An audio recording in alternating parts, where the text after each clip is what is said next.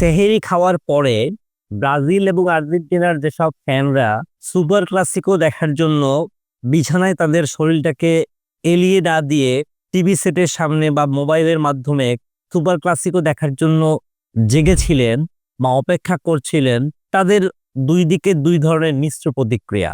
তাদের দুই পক্ষের দুই রকমের ভিন্ন ভিন্ন প্রতিক্রিয়া। এক পক্ষ হাসছেন তো আর এক পক্ষ কাঁদছেন।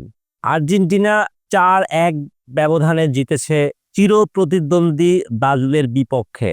বিশ্বকাপ বাছাই পর্বের এই স্টেজে এসে আর্জেন্টিনা নিশ্চিত করে ফেলল তারাই 2026 আমেরিকা মেক্সিকো বিশ্বকাপের প্রথম কোয়ালিফায়ার দল। পক্ষান্তরে ব্রাজিল অনেকটাই ঝুলে গেল। 14 ম্যাচ শেষে আর্জেন্টিনার পয়েন্ট এখন 31 এবং তারা শুধু ল্যাটিন অঞ্চল থেকেই নাই, বিশ্বকাপেই তারা স্বাগতিক দেশের বাইরে প্রথম কোনো দল হিসেবে উঠে গেল বিশ্বকাপের মূল পর্বে। আজকের এই খেলাটা হয়েছে একেবারেই একপেশে। আমার কাছে কখনোই মনে হয়নি ব্রাজিল এই ম্যাচে কামব্যাক করতে পারবে। ক্রিশ্চিয়ান রোমেরোর যে ভুলের একটা সুযোগ নিয়ে ব্রাজিল গোলটা শোধ করে ফেলেছিল, তখনও আমার কাছে মনে হয়নি যে ব্রাজিল এই ম্যাচে ফিরতে পারবে। যদিও তখন স্কোর লাইনটা ছিল 2-1, কিন্তু ব্রাজিলের খেলায় কোনো রকমের কোনো পরিকল্পনা, কোনো ফিনিশিং, কোনো ড্রিবলিং, কোনো কিছুই ছিল না। পুরো ম্যাচটা ডমিনেটিং করেছে আর্জেন্টিনা এবং সেটা শুরু থেকেই। শুরু করলেন কে? শুরু করলেন হুলিয়ান আলভারেজ। হ্যাঁ, যে দলে মেসি নেই, মার্টিনেজ নেই, দিবালা নেই, এমন একটা দলকে তো আলভারেজেরই নেতৃত্ব দেওয়ার কথা। তিনি একেবারেই পারফেক্ট স্টার্ট করলেন। মাত্র 4 মিনিটের মধ্যে প্রথম গোলটি আদায় করে নিলেন। এই গোলের রেশ কাটতে না কাটতেই দ্বিতীয় গোল চলে আসলো।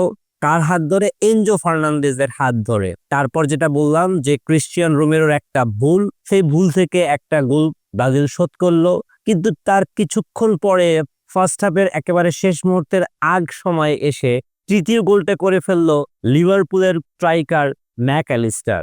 সেকেন্ড হাফে এসেও আর্জেন্টিনা যথারীতি তাদের আক্রমণাত্মক ফুটবলটাই খেলা শুরু করলো এবং তাদের যখন বদলি খেলোয়াড় হিসেবে সিমিওনে মাঠে নামলেন, মাঠে নামার মাত্র 4 মিনিটের মাথায় তিনি চতুর্থ গোলটি করে বুঝিয়ে দিলেন যে এই আর্জেন্টিনা এখন শিখে গেছে মেসিকে ছাড়াও খেলতে।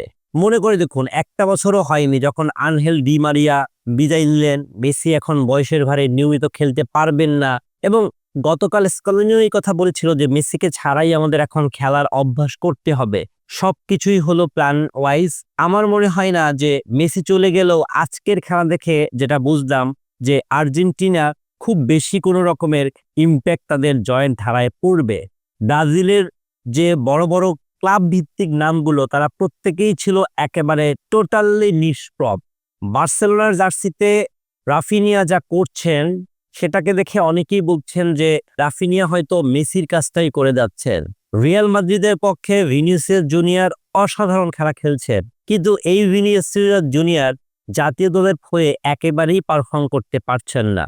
মজার বিষয় হচ্ছে, অনেকেই ঠাট্টা করে বা তাকে তাচ্ছিল্য করে একটা কথা বলে, ভিনিসিয়াস জুনিয়রের দেশের পক্ষে হয়ে যে কয়টা গোল তার চাইতে কার্ডের সংখ্যাটাই বেশি।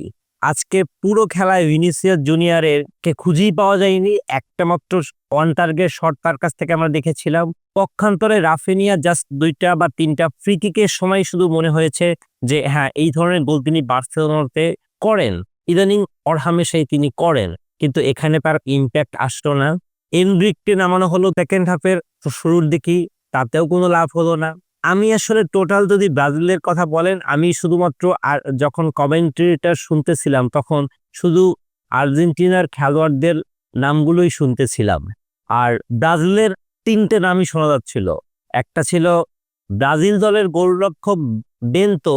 তিনি যদি ওরকমের আরো 2 থেকে 3টি অসাধারণ সেভ না করতেন তাহলে স্কোর লাইনটা হয়তো আজকে 7 আপ হয়ে গেলেও যেতে পারত। তিনি নিশ্চিতভাবে হুলিয়ান আলভারেজের একটি গোল ঠেকিয়ে দিয়েছেন, আলমাদার একটি গোল ঠেকিয়ে দিয়েছেন, এছাড়াও তিনি পারাদেসের একটিও গোল ঠেকিয়ে দিয়েছেন। পক্ষান্তরে আর্জেন্টিনা খেলেছে একেবারে অল আউট ফুটবল, সবখানে প্রত্যেকটা পজিশন ধরে।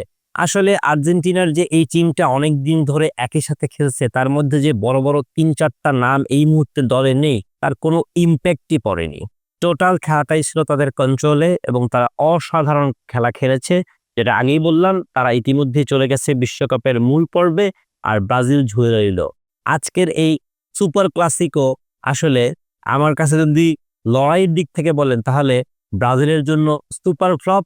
আর আর্জেন্টিনা প্রমাণ করলো যে তারা আসলে কতটা উচ্চমাত্রায় তাদের খেলোয়াড়কে নিয়ে গেছে, যেখানে মেসিকেও তাদের আর প্রয়োজন পড়তেছে না। আর এর ফুল ক্রেডিটটা আমাকে যদি বলেন তাহলে আমি দেব হচ্ছে তাদের master mind coach Lionel Scaloni. তিনি আসলে এমন একটা দল তৈরি করতে যাচ্ছেন সামনের বিশ্বকাপের জন্য, যেখানে যদি মেসি ইনজুরির কারণে হোক বা অন্য কোনো কার্যজনিত সমস্যার জন্য কোনো খেলোয়াড় যদি খেলতে না পারেন, তাহলে তার দলের উপরে খুব একটা ইম্প্যাক্ট পড়বে না। প্রত্যেকটা পজিশনেই তিনি একাধিক খেলোয়াড় তৈরি করে ফেলেছেন, যার সুফল অবশ্যই আর্জেন্টিনা, আমি বলতে পারি আগামী বিশ্বকাপে শিরোপা জিততে পারবে কিনা সেটা পরের কথা, কিন্তু এর সুফল আর্জেন্টিনা অবশ্যই পাবে। পক্ষান্তরে ব্রাজিলের কোচ দনিবল জুনিয়র, তিনি আসলে কিছুই করতে পারছেন না। 1 বছর হয়ে গেল তিনি দায়িত্ব নিয়েছেন, কিন্তু বড় কোনো টুর্নামেন্টে বড় কোনো ম্যাচ এখন পর্যন্ত তিনি জিততে পারেনি। জাস্ট স্পেনের সাথে একটা ড্র আর ইংল্যান্ডের সাথে একটা জয়, এটাই হচ্ছে তার সর্বোচ্চ সাফল্য। এই ব্রাজিলকে নিয়ে বিশ্বকাপে অন্তত খুব বেশি আশা করা যায় না। পাশাপাশি তাদের খেলোয়াড়দের কথা বলতে হবে, যে খেলোয়াড়রা ক্লাবে এত সুন্দর পারফর্ম করেন, কিন্তু সেই খেলোয়াড়রাও জাতীয় দলে এলে একেবারে মুষড়ে যান, যার সবচেয়ে বড় প্রমাণ আমরা আজকে পেলাম। Good luck for Argentina. আমরা অবশ্যই ব্রাজিল কামব্যাক করে বিশ্বকাপের মূল পর্বে উঠুক, এই প্রত্যাশা করতেই পারি।